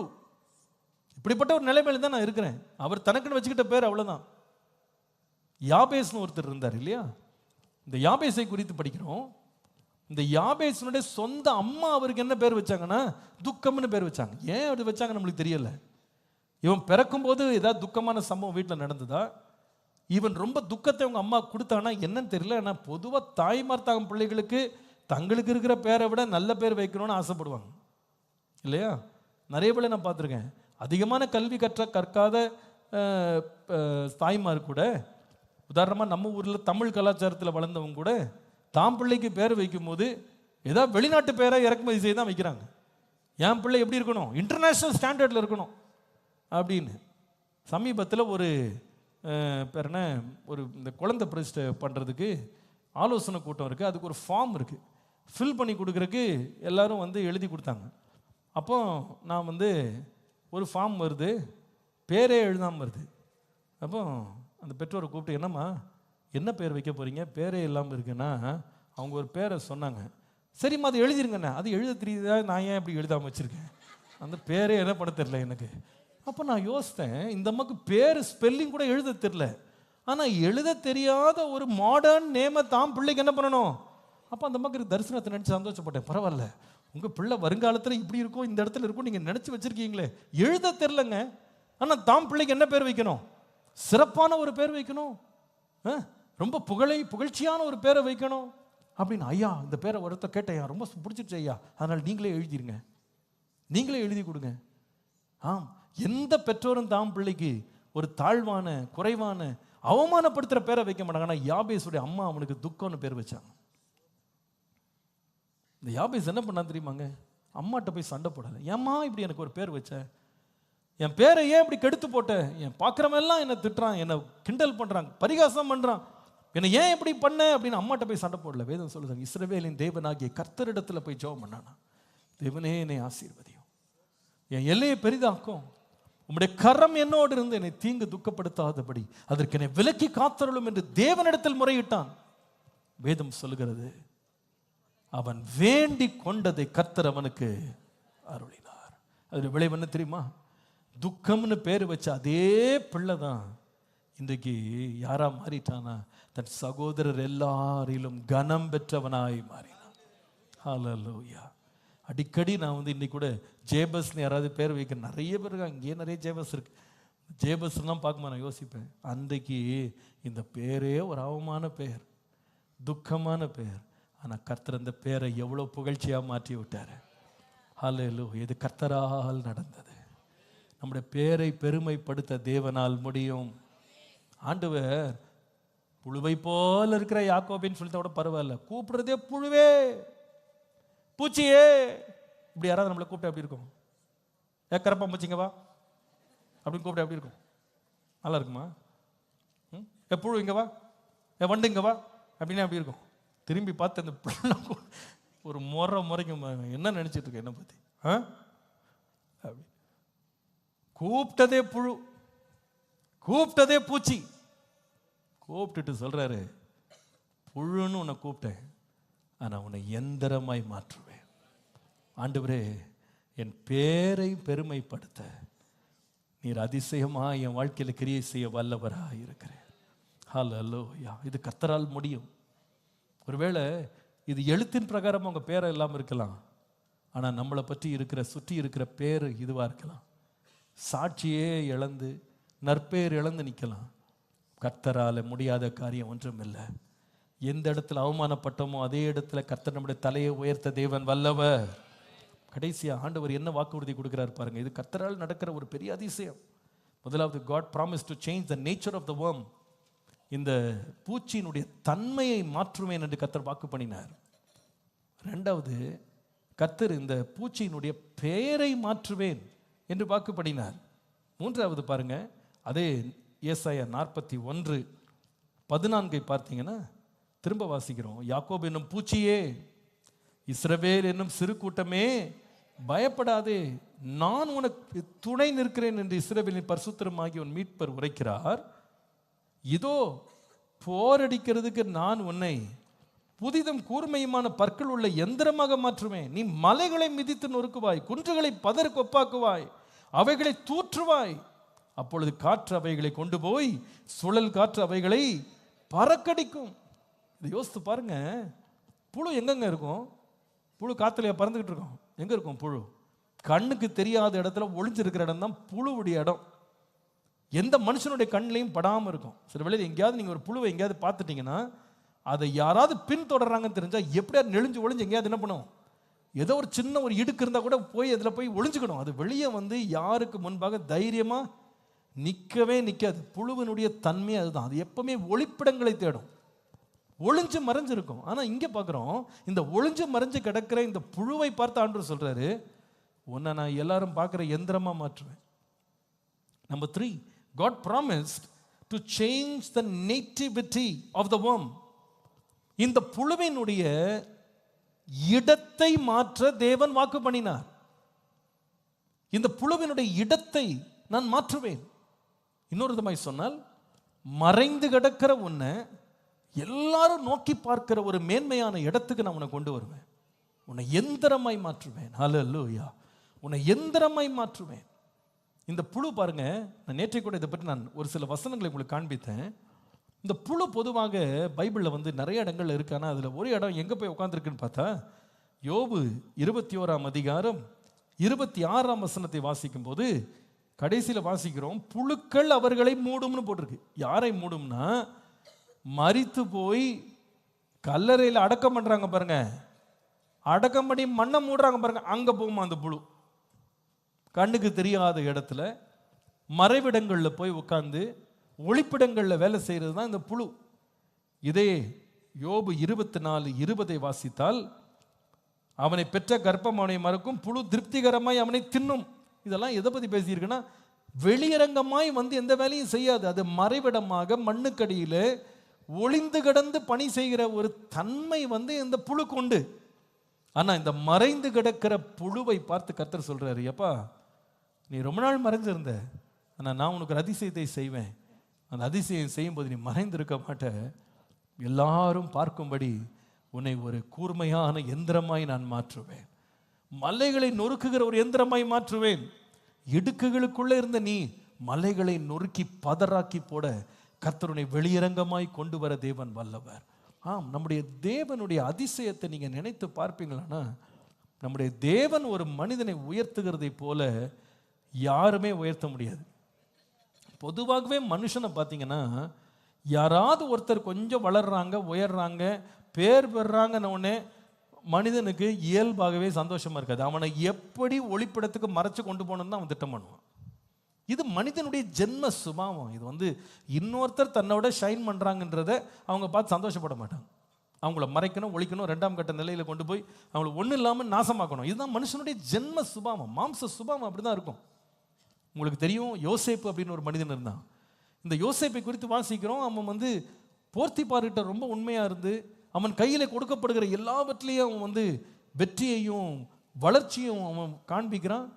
எஜமானிக்கு ஒன்று ரொம்ப பிடிச்ச போது எல்லாவற்றையும் கையில் கொடுத்து, ஆகாரம் தவிர வேற ஒன்றையுமே விசாரிக்காமல் எல்லாத்தையும் அவன் கையில் கொடுத்து பொறுப்பு கொடுத்து. ஆனால் அதே வீட்டில் ஒரு அம்மா உட்காந்துருக்கு. இவனுடைய பெயர், இவனுடைய களங்கமற்ற வாழ்க்கை கெடுத்து அதுக்கு சம்மதிக்க மாட்டேன்னு சொன்ன போது எங்கே கொண்டு போட்டாங்கன்னா, சிறைச்சாலையில் கொண்டு போட்டான். நல்ல நிலையில் இருந்த ஒரு பையன் இப்போ எங்கே உட்காந்துருக்கான்னா, சிறைச்சாலையில் செய்யாத தப்புக்கு போய் உட்காந்துருக்கான். அதுக்கு அத்தனை பொய்யை சொல்லி அத்தனை புரட்டு செஞ்சு அந்த பிள்ளைக்கு வந்த அவமானத்தை விட அதிகமான ஒரு வேதனையை கொடுத்து கொண்டு போய் ராஜாக்கள் அடைத்து வைக்கப்பட்டிருக்கும் சிறைச்சாலையில் கொண்டு போய் வச்சாங்க. இதுதான் மனுஷன் செய்கிற வேலை. ஆனால் தேவன் என்ன செய்தார் தெரியுமா? கர்த்தர் இந்த யோசேப்போடையே இருந்தார். முடிவு எப்படி முடிஞ்சதுன்னு கேட்டால், ஒரு சிறைச்சாலைக்குள்ளே ஒளிஞ்சு மடைஞ்சு கிடந்தவனை கர்த்தர் கண்ணோக்கி பார்த்ததுனால அந்த மனுஷனை தேசமே பார்க்கும்படி கர்த்தர் மேன்மைப்படுத்தினார். ஒரு நாள் அவன் சொல்லுகிறான், கர்த்தர் என்னை பார்வோனுக்கே தகப்பனாக, எகிப்தனைத்துக்கும் கர்த்தனாக தேவன் என்னை இந்த இடத்துக்கே ரட்சகனாக கர்த்தர் மாற்றிட்டார். ஒரு நாள் பார்வோன்ட்ட வந்து ஜனங்கள் கேட்குறாங்க, எங்களுக்கு ஆகாரம் வேண்டும். பார்வோன் சொல்கிறாரு, என்கிட்ட வராதிங்க, எல்லாரும் யோசிப்பிட்டு போங்க. அவனுடைய உத்தரவு இல்லாமல் ஒருவனும் கையும் காலையும் அசைக்கக்கூடாது. அவ்வளோ மேன்மையான இடத்துல 2ஆம் அந்த ரதத்தில் 2ஆம் சிங்காசனத்தில் உட்காந்து பேர் பெற்றவனாக இருந்தான். அவ்வளோ அருமையாக இருக்குது. அவனுடைய சகோதரர்கள்லாம் ஒரு காலம் இந்த பையன் சொப்பனங்களை சொல்ல, அவனுடைய வாழ்க்கையில் மேன்மைகளை அவன் வந்து சொல்ல ஆரம்பித்த உடனே எரிச்சல் கொண்டுட்டாங்க. அவனை காசுக்கு விற்று, நம்ம ஊரில் வந்து இந்த பழைய பொருளெல்லாம் விற்று காசாக்குவாங்க பாருங்க, அந்த மாதிரி சொந்த பிள்ளைய, சொந்த தம்பியை காசாக்கிட்டாங்க. ஊர் தெரியாத, இடம் தெரியாத ஒரு இடத்துல எங்கே நான் ஒளிஞ்சு போ அப்படின்னு துரத்தி விட்டாங்க. ஆனால் கர்த்தர் பாருங்க, இந்த பிள்ளை எப்படி ஆண்டவர் உயர்த்துறாருன்னு கேட்டால், எல்லாரும் ஒளிப்படத்துக்கு தள்ளினாங்க, சகோதரர்கள் தள்ளினாங்க, போர்த்திபாரின் மனைவி தள்ளினாள். கர்த்தரோ அடையாளமே கண்டுபிடிக்க முடியாத ஒரு உயர்வுக்கு கர்த்தர் அவனை உயர்த்தினார். சொந்த தம்பி தான் இவன் அப்படின்னு சொல்லி கண்டுபிடிக்க முடியாத அளவுக்கு கர்த்தர் அவனை மேன்மைப்படுத்தி இருந்தார். அவனுடைய உயர்வை சகோதரர்களால் நிதானிக்க கூட முடியலை. நம்ம தம்பி இந்த இடத்துல உட்காந்துருப்பானா அவன் நினைக்கல. உயர்த்தினவர் கர்த்தர். ஆரம்பம் என்னப்பா? புழு, விரட்டப்பட்ட, ஒளிந்து கிடந்த, மறைந்து கிடந்த ஒரு பூச்சியை போல இருந்த நீ, கர்த்தர் மாத்திரம் நம்மளை தொட்டுட்டா, நம்ம அறியாத, புரியாத, எட்டாத இடங்கள்ல கர்த்தர் நம்மை மேன்மைப்படுத்தி ஆசீர்வதிக்க வல்லவராக இருக்கிறார். விசுவாசிக்கிறீங்களா? எட்டாத உயரத்தில், தகுதியே இல்லாத இடங்கள்ல கர்த்தரை மேன்மைப்படுத்தி உயர்த்த என் தேவன் வல்லவராக இருக்கிறார். ஆண்டவரே, நான் அதை விசுவாசிக்கிறேன்ப்பா. என் ஆரம்ப அற்பமாக இருக்கலாம், முடிவு சம்பூர்ணமாக இருக்கும். முடிவு மகிமையா இருக்கும். இன்றைக்கு சபையாக நாம தேவனுக்கு நம்ம அர்ப்பணித்து, ஆண்டவரே நான் விசுவாசிக்கிறேன், என்னை நீர் மேன்மைப்படுத்த நீர் வல்லவர், நான் விசுவாசிக்கிறேன் ஆண்டவரே, என்னை உயர்த்த நீர் வல்லவர், நான் விசுவாசிக்கிறேன்ப்பா. ஓ எட்டாத உயரத்தில் தகுதியில்லா இடங்களில் உயர்த்தி நீ ஸ்தாபித்தி என் இயேசுவே. எட்டாத உயரத்தில் தகுதியில்லா இடங்களில் உயர்த்தி நீ ஸ்தாபித்தி என் இயேசுவே. நன்றி செலுத்துவே, நன்றி செலுத்துவே,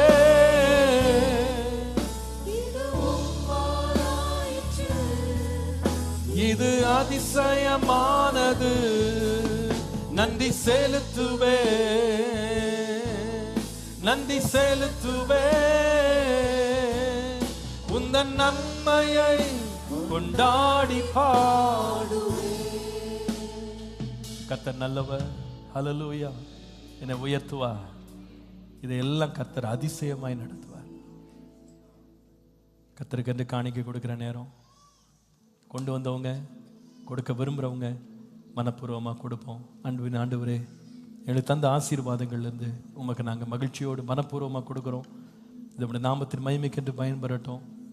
தொடர்ந்து எங்களை வழி நடத்தும் இயேசுவின் நாமத்தில் பிதாவே, ஆமென். காணிக்கைகளை செலுத்துவோம். இதே பாடலை பாடுவோம். புரியாத பாதையோ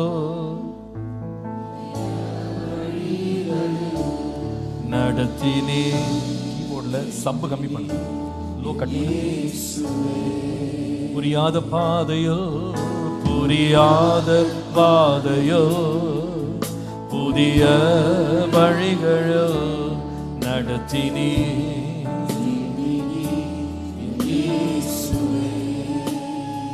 எட்டாத எட்டாத உயரத்தில் தகுதியில்லா இடங்களில் உயர்த்தி நீ ஸ்தாபித்தி என் இயேசுவே. எட்டாத உயரத்தில் உயர்த்தி நீ ஸ்தாபித்தி என் இயேசுவே. ஆமென். நன்றி செலுத்துவே, நன்றி செலுத்துவே, இது உம்மாலாயிற்று, இது அதிசயமானது. நன்றி செலுத்துவே, நன்றி செலுத்துவே, உந்தன் நன்மையை கொண்டாடி பாடுவே. நெருக்கத்தின் வேளையில் என் தேவையின் பிடியினில் வழியில்லை என்று நான் திகைக்கையோ. நெருக்கத்தின் வேளையில் என் தேவையின் பிடியினில் வழியில்லை என்று நான் திகைக்கையோ. என் பயமானவர் என் தேவை யாவையும் சந்தித்து நடத்தினி என் இயேசுவே.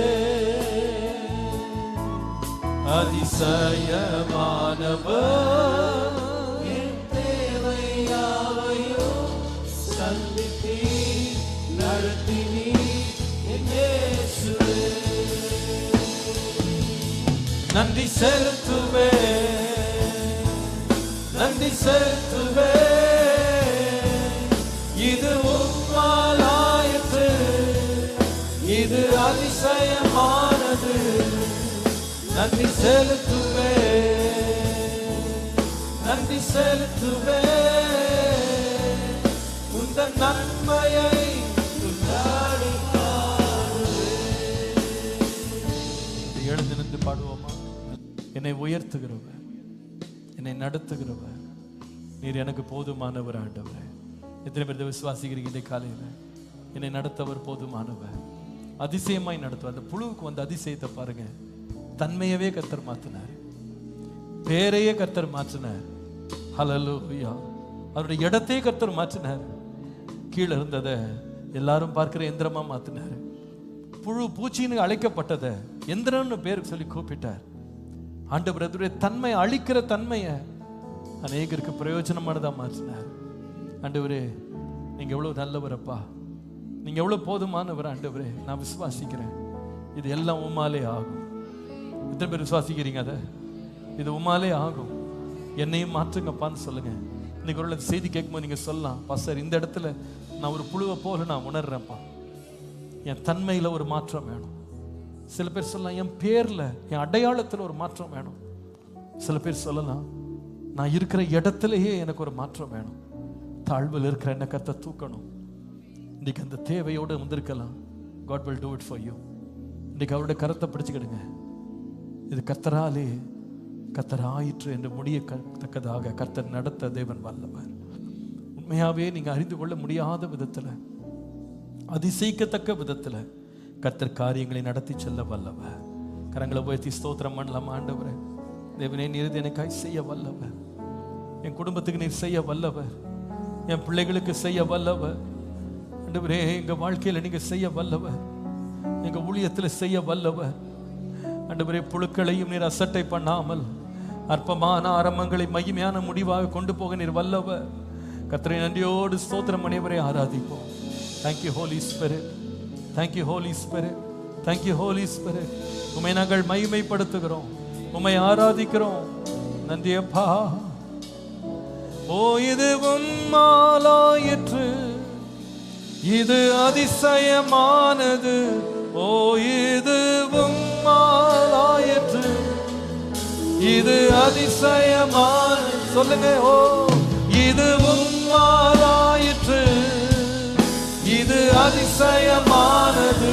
இது இது உம்மாலாயிற்று, இது அதிசயமானது. நன்றி செலுத்துவே, நன்றி செலுத்துவே, நன்றி செலுத்துவே. உந்தன் நன்மையை கொண்டாடி பாடுவே. நன்றி செலுத்துவே, நன்றி செலுத்துவே, நன்றி செலுத்துவே. இது உம்மாலாயிற்று, இது அதிசயமானது. நன்றி செலுத்துவே, நன்றி செலுத்துவே. உந்தன் நன்மையை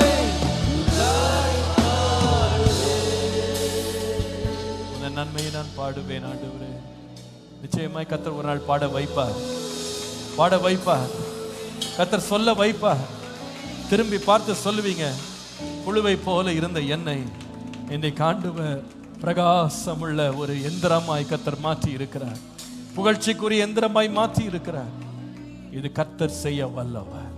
இன்றைக்கு கர்த்தருக்கு நம்முடைய வாழ்க்கையை ஒப்பு கொடுப்போம்.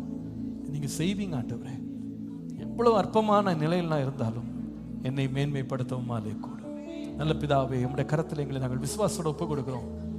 நாங்கள் உம்முடைய வார்த்தையை விசுவாசிக்கிறோம்.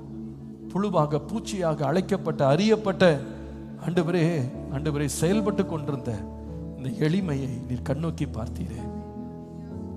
அதிசயமாய் இந்த உயர்வை, மேன்மையை தந்தீரே. இன்றைக்கு நாங்கள் உம்முடைய வார்த்தையை விசுவாசிக்கிறோம். எங்களை மேன்மைப்படுத்தவும் மாலே முடியும். நீர் காரியங்களை மாறுதலை முடிய பண்ண மாலே முடியும். உம்முடைய மகிமை விளங்க பண்ணுங்க, வல்லமை வெளிப்படுத்துங்க, ஆசீர்வதித்து உம்முடைய அதிசயங்களை காண பண்ணுங்க, ஜீவனுள்ள சாட்சிகளை எழுப்புங்க. இயேசுவின் நாமத்தில் பிதாவே.